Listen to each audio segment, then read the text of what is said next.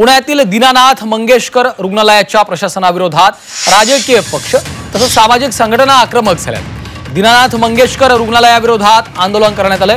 यावेळी आक्रमक आंदोलनकर्त्यांनी रुग्णालयाच्या अधिकाऱ्यांवर पैसे फेकलेत, तसंच जोरदार घोषणाबाजी देखील केली आहे। पाहूया।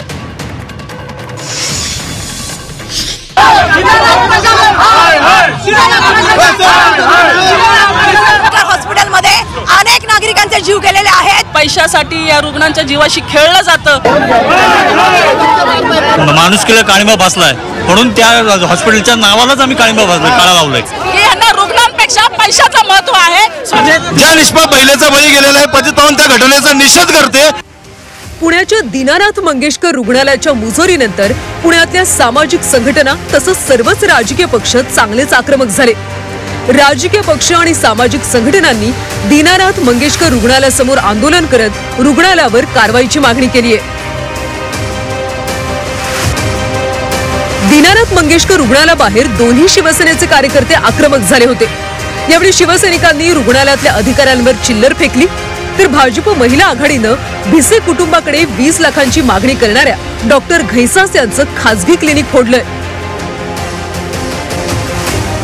युवक काँग्रेसच्या कार्यकर्त्यांनी सुद्धा दीनानाथ मंगेशकर हॉस्पिटलच्या ऑफिस बाहेर शाई फेकली आहे, तर पतित पावन संघटनेनं रुग्णालयाच्या नावाच्या पाठीवर काळं फासत आक्रमक पवित्रा घेतला। चिल्लर फेकायचं कारण एवढंच की यांना रुग्णांपेक्षा पैशाचं महत्त्व आहे। स्वतः जागा फुकट घेतलेली आहे, परंतु रुग्णांवरती अशा प्रकारचा अन्याय ते करतात। त्यांना पैसे कमी पडले म्हणून आम्ही भीक मागून त्यांना पैसे दिलेले आहेत। डीन साहेबांशी तुमचं बोलणं झालं होतं का?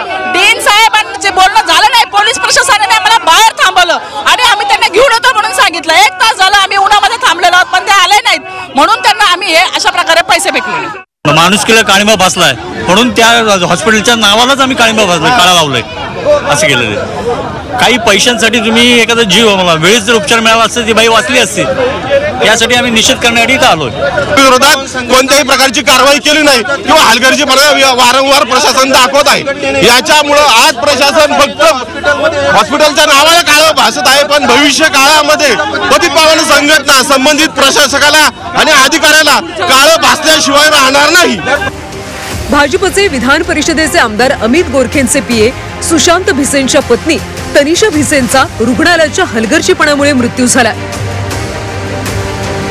सुशांत भिसेंच्या पत्नी तनिषा भिसेंना 29 मार्च रोजी दीनानाथ मंगेशकर रुग्णालयात उपचारासाठी आणलं।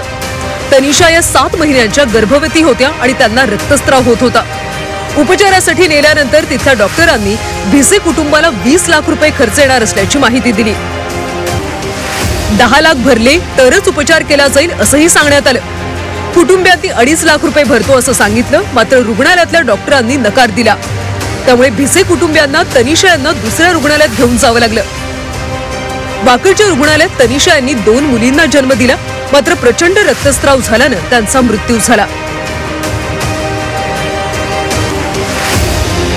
तनिषा भिसे यांच्या मृत्यूनंतर आता दीनानाथ मंगेशकर रुग्णालयाकडून स्पष्टीकरण देण्यात आले। रुग्णालयानं त्यांची बाजू सावरून घेण्याचा प्रयत्न केला आणि पीडित कुटुंबालाच आरोपी करण्याचा प्रयत्न यावेळी रुग्णालयाकडून करण्यात आला।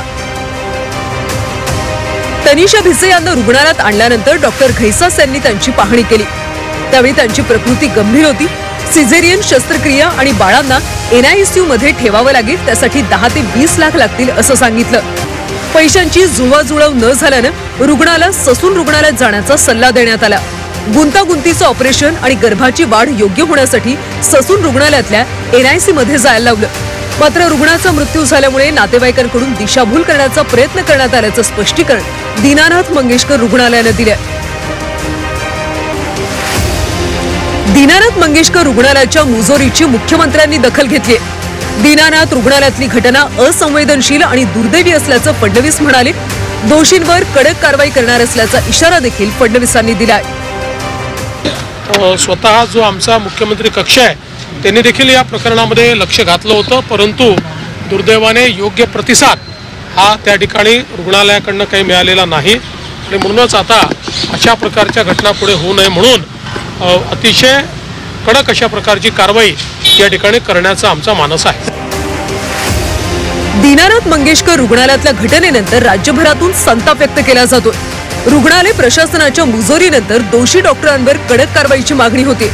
त्यामुळे अंतिम अहवालानंतर डॉक्टरांवर कोणती कारवाई केली जाईल हे पाहणं महत्त्वाचं आहे. निलेश खरमरे, झी 24 तास, पुणे.